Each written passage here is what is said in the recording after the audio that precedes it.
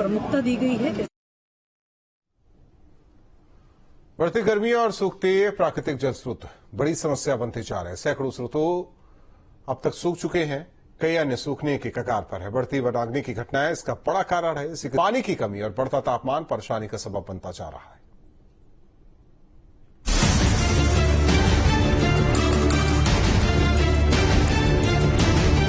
दरकते पहाड़, जलते जंगल, पानी के लिए जद्दोजहद और पहाड़ का पानी और जवानी कभी पहाड़ के काम नहीं आती। गर्मी की तपिश के बीच पहाड़ के लोग प्राकृतिक स्रोतों के पानी से अब महरूम हो चले हैं। जनपद चमोली में अब तक 20% प्राकृतिक जल स्रोत सूखने की कगार पर है, जिससे आए दिन अलग अलग जगहों से पेयजल किल्लत को लेकर लोगों की नाराजगी भी सामने आ रही है। हालांकि जून माह के बाद मानसून सीजन का आगाज हो जाता है, जिससे गर्मी के साथ साथ पेयजल की समस्या भी कम हो जाती है। लेकिन इस जून में ये राहत अभी भी मानो कोसों दूर। जनपद चमोली में तो स्थिति ये है कि प्रसिद्ध और धार्मिक महत्व रखने वाले बेदनी आज पानी के बिना है। ये वो कुंड है जिन्होंने पहाड़ की जीवन शैली को अपने अंदर संजोया है, और अब इनके भीतर का पानी सूख जाना बेहद चिंतनीय विषय है। ऐसा पहली बार देखा गया जब बेदनी कुंड में पानी नहीं है। बुग्यालों के बीच और ग्लेशियर्स की तलहटी के साथ इतनी ऊंचाई पर होने के बावजूद अगर यहाँ पर पानी सूख रहा है तो इससे गंभीर कुछ नहीं हो सकता। हम देख रहे हैं लगातार हमारे जल स्रोत सूख रहे हैं।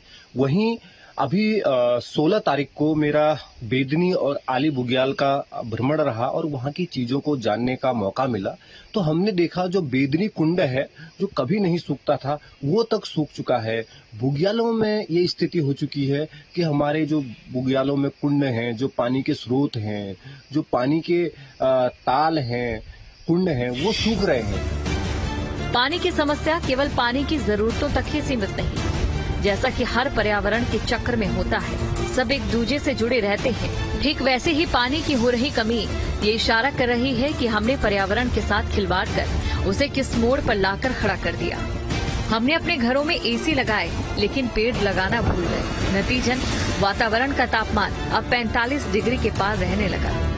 जब हम अपने एसी दफ्तरों या घरों में बैठे हैं तो इसी बढ़ते तापमान का खामियाजा जंगल के जीव जंतु, पेड़ पौधे और गरीब लोग भुगत रहे हैं। लेकिन जैसे हमने 5G की चाह में कई पक्षियों की प्रजातियों को खो दिया, ठीक वैसे ही अपनी इंसानी गलतियों की वजह से एक जमाने में पहाड़ों के ठंडे मौसम में राहत देने वाले ये चीड़ के पेड़ अब लगातार बढ़ती गर्मी में अभिशाप बनते जा रहे हैं, क्योंकि ये ज्वलनशील होते हैं।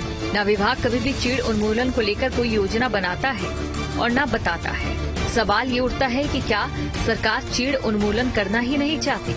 अब क्या कि बार बार जंगलों में आग लगना, इस प्रकार की घटना बढ़ रही है, तो अब लोगों का ये काम भी बंद कर दिया है इन्होंने, और इस वजह से सोर्स रिचार्ज नहीं हो पा रहे हैं। तो यही कारण है कि मुख्य कि भाई हम उस चीज पर ज्यादा मेहनत नहीं कर रहे हैं। भीषण गर्मी का आलम यह है कि इतिहास में सबसे ज्यादा तापमान 1913 में अमेरिका के डेथ वैली में 56 से 57 डिग्री था, और भारत में अधिकतम तापमान इस आंकड़े के बेहद करीब है।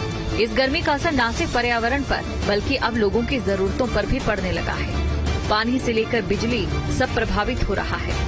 आलम यह है कि सरकार की ओर से अति मानसून और अति सर्दी आपदा की श्रेणी में संग्रहित हो जाते हैं, लेकिन बात अगर भारत की तपती धरती की जाए तो उसके लिए कोई आपदा की श्रेणी नहीं है और न ही कोई ठोस प्रबंधन। हम जानते हैं कि गर्मी बहुत है, लेकिन गर्मी से निपटने के लिए सिर्फ कुछ शुरुआती कदम उठाए गए हैं, और ये कदम न तो इंसान को बचा पा रहे हैं और न ही पानी को।